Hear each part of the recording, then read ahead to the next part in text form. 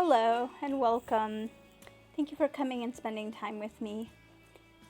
I've been working on some journals that I'll be posting in the shop soon, and I thought it might be fun to document my process in embellishing some of the journal. So stay tuned, keep watching.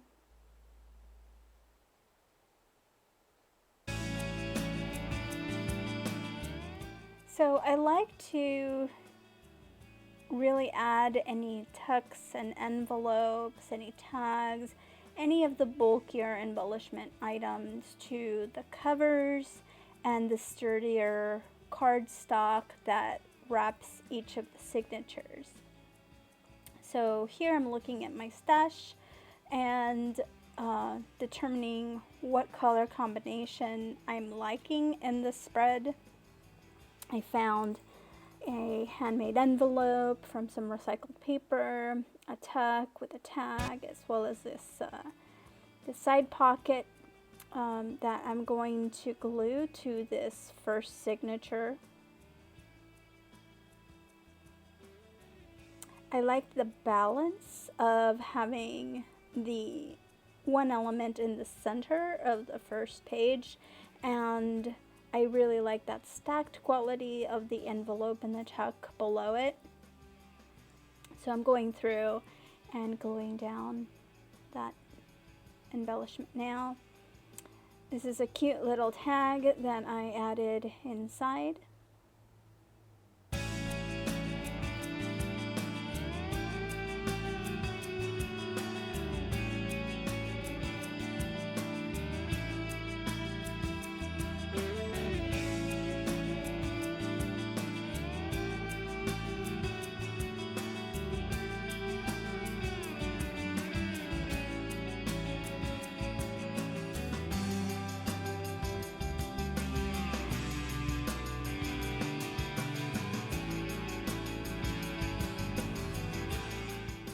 Here in the side envelope, what I'm doing is I cut off that corner that was still sticking out inside of the envelope, and I chose a tag that I like the color and the look of against this journal, and I decided to try to put it in. It was a little too long, so I snipped off probably a half an inch or so, maybe a little less, from the bottom so that it tucked in nice and snugly.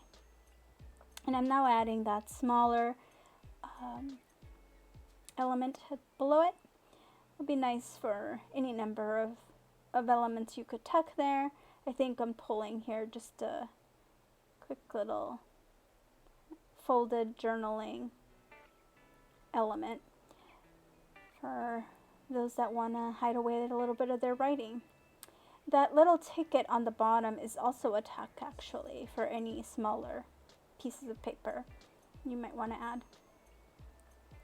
What I'm now doing is turning over to the back cover, and I really love this steno blue painted envelope, or I should say pockets. And I also have this just folded over flip over on the left hand side, and then I'm deciding there's these little I'll flip it over in a second here.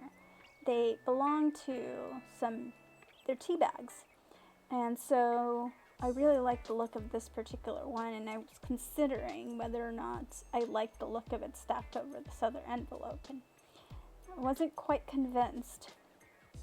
I knew I wanted this steno paper, and so I went ahead and glued that guy down. I think what I decided is on these two larger pieces that I would have them, facing each other, but stagger them a little bit so they're not the same level. Here I'm showing that there are 3 pockets here for this steno paper. And over on the left, I'll go ahead and glue down the larger element there, the flip.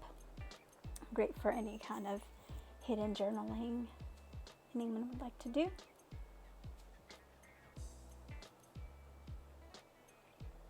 So So I'm gluing that guy down, again staggering a bit so that they're sort of opposite each other but not at the same level.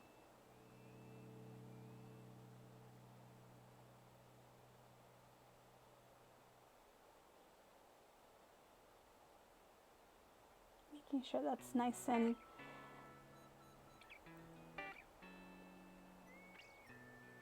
glued down there. And I'm considering whether or not I do or don't want to add that little tea bag. Set it aside for now. What I did is I went into the middle of the journal. So the journals are made with 2 signatures. Each signature I like to cover with a sturdier kind of cardstock paper or some sort of decorative paper from my stash. And so I found this full page tuck here that I'm gluing sort of the 2 ends of down onto that front page of the second signature. And meanwhile, I'm looking through my stash while I'm waiting for that to dry just a bit to see what it is I would want to add. I'm looking at that little tea bag again. I'm really liking that guy, but it wasn't going to work on this spread.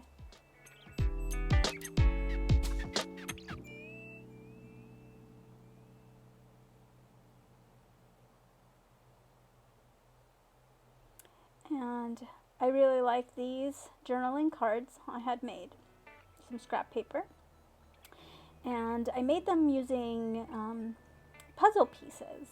There was an old puzzle that I found that was going to be discarded, and I pulled off all of the actual colored parts to leave behind only the cork part of those puzzle pieces.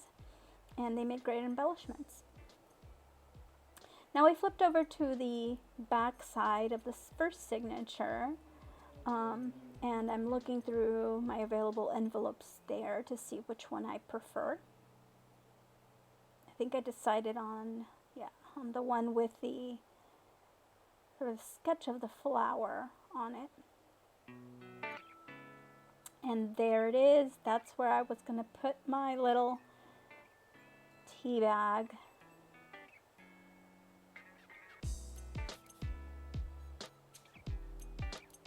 I'm going to go ahead and glue that guy down. It's a little finicky. It likes to lift up a little bit.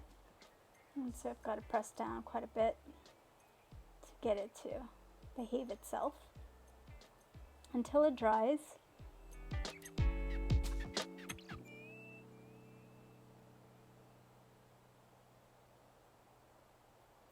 And I found a nice thinner embellishment. Just got a little extra flap there. It's got some texture on it. I really like the look of that. Left the flap kind of stretching over it so that it's got a little texture there. And then I just found a blank card for journaling to round the corners around. This used to be packaging and is now going to be available for someone to write their amazing stories.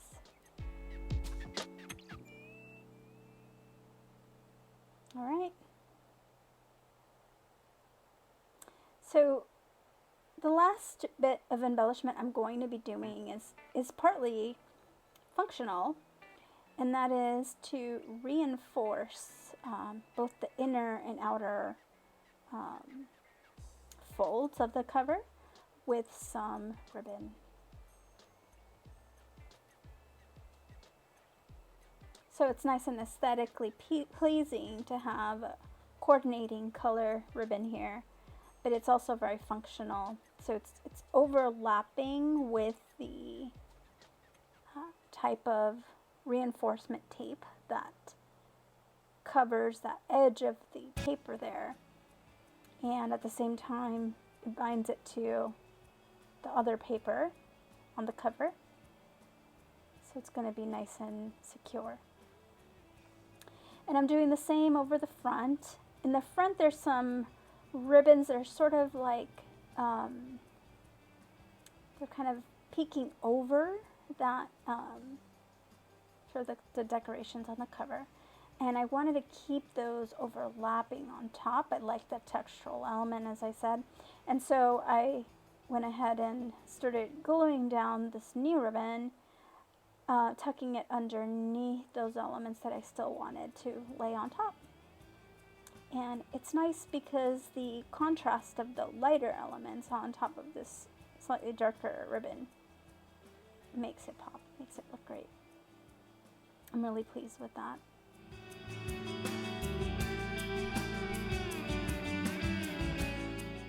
I'll be doing the same on the back cover as well. So going down the ribbon for both the inner and outside part of the cover. And with that, we're going to call it a wrap. Thank you so much for joining. I hope you really enjoyed this quick little look at how the Kettlestory journals are made.